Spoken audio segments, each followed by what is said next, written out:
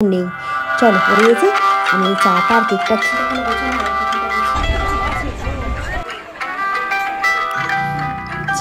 Good morning, কেমন আছো তোমরা সবাই? আশা করছি তোমরা সকলেই খুব ভালো আছো, আমিও বেশ ভালো আছি। আজকে একটা নতুন শীতের সকাল, আর দেখো বাইরেটা একদম কুয়াশা নেই, পুরো পরিষ্কার আকাশ। আর এখন 6টা বাজতে এখনও 15 থেকে 20 মিনিট বাকি আছে, আর বাইরেটা একদম জনপ্রাণীহীন শূন্য, কেউ কোথাও নেই। চলো এবার একটু ভেতরে যাই। আমি ঘুম থেকে উঠেছি অনেকটা আগে, এতক্ষণে আমার ভাত ফুটে গেছে। চলো রান্নাঘরের দিকে যাওয়া যাক, দেখি কতটা কি হলো। অলরেডি দুটো গ্যাসে দুটো বসিয়ে দিয়েছি, এখানে একটাতে আলু আর ডাল ঘন্টি করে তোমার ডাল সেদ্ধ দিয়েছি, আর একটাতে ভাত হচ্ছে। এই দেখো দুটোই ফুটে একদম টকবগিয়ে যাচ্ছে। চলো ঘড়ির কাঁটাটা কটা বাজে দেখে আসে, নাহলে আবার দেরি হয়ে যায়। আমাদের ঘড়িটা তো 10 মিনিট ফাস্ট আছে, এখন পাক্কা 6টা বাজে। আমি ঘুম থেকে উঠেছি অনেক সকালে, তনু তখন 5টা বাজে, বাজে নেই আর কি, বাজে নেই তখন আমাকে ডেকে দিয়েছে। তো তখন থেকে উঠে চলছে, মানে সকালবেলা যখন ঘুম থেকে উঠছি না, তখন ভাবছি যে এত সকালবেলা কি ঠান্ডা রে বাবা বাইরেটা, উঠবো না, তারপরে না গড়িমসি করে লাভ নেই, দেরি হয়ে যাবে। ওই জন্য তাড়াতাড়ি উঠে পড়েছি। উঠে যে রান্নায় সেরকম কিছু করিনি, জানো তো, এত সকালবেলায় কী করবো, ঠান্ডায় কাঁপতে কাঁপতেই তো হয়ে যাচ্ছে আমার। আর এই এখন ঘর দালানটা ঝাঁট দিয়ে নিয়েছিলাম বলে এখন মুছে নিয়েছে পরিষ্কার করে। রান্না ওদিকে আমার হয়ে গেছে, গ্যাস মোচাও হয়ে গেছে, বাসন মাজাও হয়ে গেছে, মানে সব হয়ে গেছে, জল গরমও বসিয়ে দিয়েছি। এবার ঘর দালানটা মুছে স্নান করতে যাব, তারপরে তোমার পুজো করব। এবার চলো আমার রান্নায় আজকে কী কী হয়েছে দেখো। তেল লঙ্কা করেছিলাম সামান্য একটুখানি, আর কাঁচা লঙ্কা দিয়ে আলু ভাতাটা মেখেছি। বড় আলুটা আমি নিয়ে যাব, সেন্টারে মুড়ি দিয়ে খাবো প্লাস ভাত দিয়ে খাবো। আর এই ঝুড়ি চাপা রেখে দিয়েছি তোমার আলুর চচ্চড়ি, তনুকে একটু মুড়ি দিয়ে দেবো।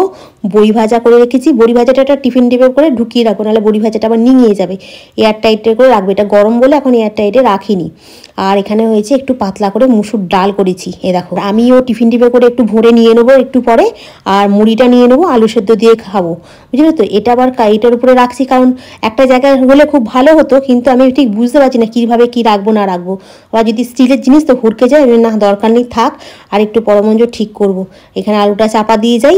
আর কালকে রাত্রিবেলা একটা কেক করেছি, সেটা কেটে তনুকে দিয়েছি, আর আমার জন্য একটু রেখে দিয়েছি চা দিয়ে খাবো বলে। আর এখানে একটা গোটা বড় কেক আছে, এটা এখন চাপা দেওয়া থাক। চলো এবার যাই স্নান করতে। ঘড়ির কাঁটা এখন 6:30 বেজে গেছে। এই স্নান টান করলাম, গরম জলে স্নান করেছি বলে অতটা অসুবিধা হয়নি, কিন্তু স্নান টান করে ওঠার পর একটু ঠান্ডাটা লাগছিল। যাই হোক ঠান্ডা পড়লে তো আর দেরি হয়ে যাবে না। তনুকে বললাম তুই রেডি হতে থাক, বরঞ্চ আমি এদিকে পুজোটা করে নিই। একবার ভেবেছিলাম যাবো না দিয়ে আসতে, ও যাক, কারণ একটু একটু যেতে যেতে শিখতে হবে, কিন্তু এখন তো অফিস টাইম না, ওই জন্য না একবার দিয়েই আসি।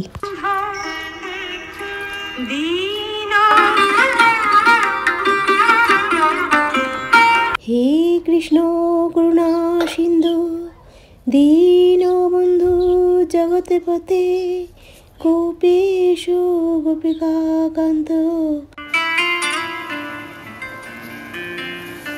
সব কাজ সারা হয়ে গেছে। এবার আমি একটুখানি গরম গরম চা করে নিয়েছি, আর একটু কেক নিয়ে নিয়েছি, আর তনুকে একটু মুড়ি আর একটু আলু চচ্চড়ি দিয়েছি, ও খেয়ে নিয়েছে। আমি এই চাটা আর কেকটা খেয়ে এবারে আমি রেডি হব। আমি তনু রেডি হয়ে নিয়েছি, এবারে আমি বেরোচ্ছি। ক্যামেরা এখন আর নিয়ে রাস্তায় বেরোবো না, এই ক্যামেরাটাতে যতটা হয় তোমাদেরকে দেখাবো। তো চলো এখন ঘড়ির কাঁটা 8টা বাজে, ট্রেন লোকাল ট্রেন আছে এখন সামনাসামনির মধ্যে, বেরিয়ে যায়। বাইরেটা প্রচণ্ড ঠান্ডা আজকে, ওই জন্য এটা করেছি। জানি না রাত্রেবেলা আসার সময় কতটা কি ঠান্ডা লাগবে। তো টিফিনটা এখনো গোছানো হয় না, টিফিনটা গুছিয়ে নিয়ে বেরোবো, ঠিক আছে? চলো এখন রাখি, আবার সন্ধ্যাবেলা এসে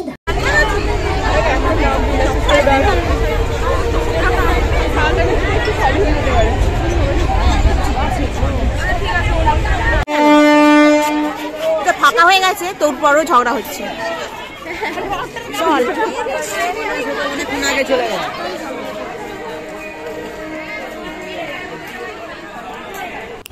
এখন আমি অফিস থেকে বেরিয়ে চলে এসেছি সাঁতরাগাছির একদম ব্রিজের উপরটাতে।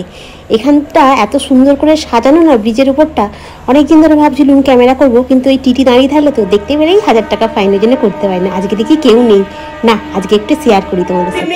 বন্ধুরা সন্ধ্যাবেলা বাড়ি এসেছি, এসে একটু চা খেয়েছি, খেয়ে আজকে আমাকে না খুব কাঁপুনিতে ধরে গেছে, খুব মানে আমি কাঁপছি জাস্ট। আর আসার সময় একটু বাজার করে নিয়ে এসেছি। আজকে তোমার পরীক্ষাটা খুব ভালো হয়েছে, আজকে দিয়েছি। আমাকে বলছে তুমি নেক্সট দিনে যাবে, তুমি আমার জন্য খুব লাকি। আমি এই প্রথম কেউ বললো আমি কারোর জন্য লাকি, নাহলে সবাই বলে আমি নাকি আনলাকি। মানে আমি মানে কি বলবো, হয় না পয়া অপয়া ব্যাপারটা, এটাই আমাকে সবাই ভাবে আমি খুব অপয়া, জানো তো, পয়া নয়, সবাই ভাবে বলতে আমার বাড়ির লোকও ভাবে, বাড়ির লোকও ভাবে, সবাই ভাবে আমি অপয়া, পয়া নয়। মানে কি বলবো, যেহেতু আমার পয়সা নেই তো, আর এমনিতেও আবার ওই রকম জায়গায় বিয়ে হয়েছিল, সেখানেও ওই রকম অবস্থা, দিন আনা দিন খাওয়া, আবার তার উপরে আবার এখন তো এইরকম অবস্থা, সেই জন্য সবাই আমাকে ভাবে আমি আল্লাহকে, আমি অপয়া, মানে পয়া নয়, বুঝলে? পয়সাই সব, পয়সা থাকলে সব কিছু হয়। ওটাতে আলু নিয়ে এসেছি, আলুটা নিয়ে গিয়ে ওখানে ঢালবো। আজ 25 টাকা করে কিলো আলু নিয়েছে, 3 কিলো আলু একেবারে নিয়ে চলে এসেছি। আর আজকে একটুখানি নিয়ে এসেছি বাঁধাকপি, একটু ফুলকপি, একটু বিন কড়াই, গাজর আছে, আর একটা ক্যাপসিকাম নিয়ে এসেছি। দাম কি সস্তা হয়ে গেছে! ফুলকপিটা 15 টাকা পিস, বাঁধাকপিটা 10 টাকা পিস, বিন কড়াই আর ক্যাপসিকাম নিয়ে টোটাল হয়েছে 45 টাকার বাজার। ভালো হয়েছে বাজারটা, আজকে বাজারটা খুব ভালো হয়েছে। বেশি না বাসন আছে, তনু খেয়েছে, গুলো মাজবো। আর এখানে আজকে একটু চাউমিন করবো। চাউমিনটা আমি কিভাবে করি তোমাদের সঙ্গে আজকে একটু শেয়ার করবো, ঠিক আছে? তো চলো ঝটপট করে, জল এখানে আমি অলরেডি গরম বসিয়ে দিয়েছি, জল গরম হচ্ছে। বাজারগুলোর থেকে আমি একটুখানি বিন কড়াই বার করে নিই, ফ্রিজ থেকে একটু গাজর বার করে নিই, ক্যাপসিকামটা বার করে নিই, ওই এটাতে ওই কি বলে যেন বেলুন চাকিটার মধ্যে চকরবোর্ড বানিয়ে কেটে ফেলি কটকট করে। আর আমি একটা চকরবোর্ডের অর্ডার দিয়ে দিয়েছি, চকরবোর্ডটা আসবে, কারণ বেলুন চাকিতে বেললে কি হচ্ছে, বেলুন চাকিটা ভিজে আছে তো, তারপরে না বেলতে খুব অসুবিধা হচ্ছে, এই থালায় বেলতে হচ্ছে, কোনো দরকার নেই। আমি একটা চকরবোর্ড অর্ডার করেছি। আর প্রিয়াঙ্কা জিজ্ঞাসা করছিলে ওই তোমার এই, আমি ওটা ঠাকুরের কাছে রেখেছি গো, ওই মাল্টি এটা প্লাস্টিকের, এটা কত দাম নিয়েছে? ওটা 1000 টাকা নিয়েছে, 999 টাকা দাম নিয়েছি বলেছিল, 1000 টাকা দিয়েছি। এই ধর বাবা, 999 টাকা দাম নিয়েছে। ফ্লিপকার্ট থেকে অর্ডার করেছিলাম, আমি তো শেয়ার করেছিলাম গো, দামটা মনে আমি শেয়ার করিনি না। তো চলো, আমার গোপালও ঘুমিয়ে পড়েছে, এসে গোপালকে ঘুম পাড়িয়েছি, পাড়িয়ে তারপরে বসে একটু চা খেলাম, খেয়ে দে, আর তারপর মার সাথে একটু কথা বললাম, বলে এখন এই রান্নাঘরে চলে এসেছি। এবার একটু রান্নাঘরে গরমের সামনে দাঁড়াই, একটুখানি গরম লাগবে, ঠিক আছে? তো চলো আজকে আমি কীভাবে চাউমিন বানাচ্ছি সেটা শেয়ার করবো, একটুখানি অন্যরকম পদ্ধতিতে চাউমিনটা বানাবো, ঠিক আছে? আজকে একটু চাউমিনটা অন্যরকমভাবে বানাবো, মানে দোকানের স্টাইলে বানাবো। তো আমি এদিকে চাউমিনটা এরকম 2 প্যাকেট কেটে দিয়ে দিচ্ছি, ঠিক আছে? বেশি বানাবো না, গ্যাস হয়ে যাচ্ছে তো, অল্প করে খাবো। তনুকে একটু দেবো আর আমি একটু সামান্য নিয়ে খাবো, ওই জন্য এই দুটো দিলেই আমাদের হয়ে যাবে, আর তার সাথে আনাজ পড়বে। তো চলো আজকে দেখো চাউমিনটা কীরকম খেতে হয়, ঠিক আছে? চাউমিনটাকে গরম জলে সেদ্ধ করে নিয়েছি একটু নুন দিয়ে। এটা খানিকক্ষণ রেখে দিতেই, এই 10 মিনিটের মতো রেখে দিতেই ভালো একদম চাউমিনটা একদম ঝরঝরে সেদ্ধ হয়েছে। এটা ঠান্ডা জলে আর ধুতে হচ্ছে না। এরমভাবে তুলে নিয়ে থালাতে মেরে দিলাম। কড়াতে একটু তেল দিয়ে দিয়েছি, তেলটা গরম হতেই ওর মধ্যে একটুখানি আদা রসুনকে একদম চপ করে নিয়েছি, আর কাঁচা লঙ্কা দিলাম, দিয়ে এটাকে ভালো করে একটু নাড়াচাড়া করে নিয়ে এর মধ্যে পেঁয়াজ দিয়ে দেবো। পেঁয়াজটাকে, একটা গোটা পেঁয়াজটাকে ছোটো ছোটো করে কেটে নিয়েছি, মানে লম্বা লম্বা সাইজ করে, ওরমভাবে দিয়ে দিলাম। এটাকে একটু ভালোভাবে ভাজা হতে এবার আমি আজকে কিছু সবজি কেটে রেখে দিচ্ছি, মানে এখন তো শীতের সবজি, আর সবজিটার বেশ মোটামুটি দামটা বেশ ভালোই কমে গেছে, আর কালারিং সবজি তো চাউমিনে পড়লে দেখতে খুব সুন্দর হয়। এতে কাঁচা লঙ্কা ও ফার্স্টে দিয়ে দিয়েছি, আর এর মধ্যে গাজর আছে, বিম কড়াই আছে, ক্যাপসিকাম আছে, একদম ছোটো ছোটো করে কেটে এইভাবে ভাজছি। গ্যাসটা কিন্তু আজকে মানে ফুল দেওয়া থাকবে, মানে লো বা মিডিয়াম এতে দেবো। চাউমিন করার সময় গ্যাসটা যদি একটু জোরে দিয়ে আনাজগুলো ভাজা করা যায়, তাহলে চাউমিনের মধ্যে যে দোকানের স্মোকি ভাব থাকে সেটা চলে আসে। এবার এর মধ্যে কী মেশালাম সেটা একটু বলে নিই। একটু গোলমরিচের গুঁড়ো, একটু ভিনিগার, একটু নুন, একটু সামান্য চিনি, আর দিলাম অরিগ্যানো। অনেকে আজিনামটর দেয়, আজিনামটর কিন্তু শরীরের জন্য খুব খারাপ, তাই জন্য আজিনামটর না দিয়ে সামান্য একটু চিনি দিলেই হয়ে যাবে। তো আমি এখানে চাউমিনটাকে সেদ্ধ করে রেখেছিলাম, একদম ভালো করে এর সঙ্গে মিশিয়ে নিলাম। এর মধ্যে কোনো সস দেবো না, শুধু একমাত্র একটুখানি আমি সয়া সস দেবো। সয়া সসটা একটু গাঢ় মতো থাকলেও হবে, আর একটু পাতলা মতো আমার যেমন আছে, আমি ওই জন্য 2 চিপি দিলাম সয়া সস, ব্যাস, আর কিছু লাগবে না। একটু বেশ ভালো করে নাড়াচাড়া করে নিয়ে, আর যদি যারা ধরো আনাজটাকে টস করতে পারো তাহলে তো খুবই ভালো হবে খেতে, কিন্তু আমি আনাজটা টস করতে পারি না, সেই জন্য এমনি কড়াতে করেই ভালো করে নাড়াচাড়া করে বেশ সুন্দর খেতে হয়েছিল, এবং খুব সুন্দর একটা সেন্ট বেরিয়েছে। চলো এবার রেডি হয়ে গেছে। এবার তনুকে দিই, তনু এখন দেখে বলুক কেমন হয়েছে ব্যাপারটা। কিন্তু এখন তো আমি ভয়েস ওভার করছি, চাউমিনটা একদম দুর্দান্ত খেতে হয়েছে। চিঙ্কু খেয়ে দেখ কেমন হয়েছে। কি হলো রে? ডিম দিইনি, ডিম ছাড়াই ভালো লাগবে। এটা ডিম চাই, ঠিক আছে ডিম আহারে একটা ডিম খাইনি। আর এখানে এটা কি হচ্ছে? এইটা কি হচ্ছে? হ্যাঁ এইটা কি হয়েছে? এটা অর্ধেক শেষ। হ্যাঁ খুব হাসি পাচ্ছে একদম। ঠিক আছে, রেস্টুরেন্টের মতো দেখতে হয়েছে না? অল্প করেছি তো, বেশি খাওয়া যাবে না তো, গ্যাস হয়ে যাচ্ছে না এখন।